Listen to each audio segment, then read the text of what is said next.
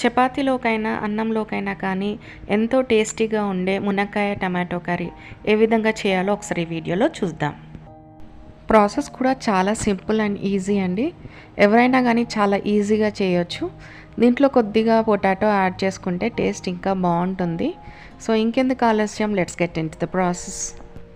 Stove on చేసుకొని ఒక pan పెట్టుకోండి. ప్యాన్ బాగా వేడయ్యాక ఇందులో 3 స్పూన్స్ వరకు ఆయిల్ యాడ్ చేసుకోవాలి.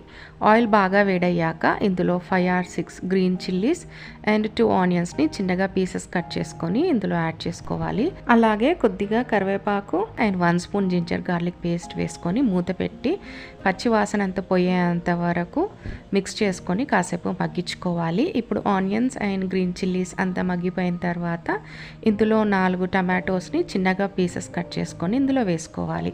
బాగా మిక్స్ చేసుకొని మూత పెట్టి కాసేపు మగ్గించుకోవాలి. ఇప్పుడు మూత తీసి చూస్తే టమాటోస్ కొంచెం మగ్గిపోయాయి.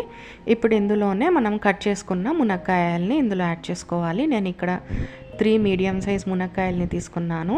మీకు ఇష్టం వచ్చిన సైజులో కట్ చేసుకొని ఇందులో వేసుకొని ఇంకొకసారి మిక్స్ చేసుకోవాలి. ఇప్పుడు రుచికి సరిపడా సాల్ట్, కొద్దిగా కారం, చిటికెడు పసుపు, 1 స్పూన్ జీలకర్ర పొడి, 1 స్పూన్ ధనియాల పొడి అండ్ అలాగే 1 స్పూన్ గరం మసాలా వేసి బాగా మిక్స్ చేసుకోవాలి. ఇలా ఒకసారి కలుపుకున్న తర్వాత మనకు గ్రేవీకి సరిపడా వాటర్ పోసుకొని మూత పెట్టి ఒక 10 మినిట్స్ లో ఫ్లేమ్ పైన ఉడికించుకోవాలి. మధ్యలో ఒక 1 or 2 టైమ్స్ మూత తీసి ఒకసారి 2 సార్లు అట్లా కలుపుకొని ఉడికిందా లేదా కూర అని చూసుకోండి. ఉడకకపోతే మూత పెట్టి ఇంకొంచెం సేపు ఉడికించండి.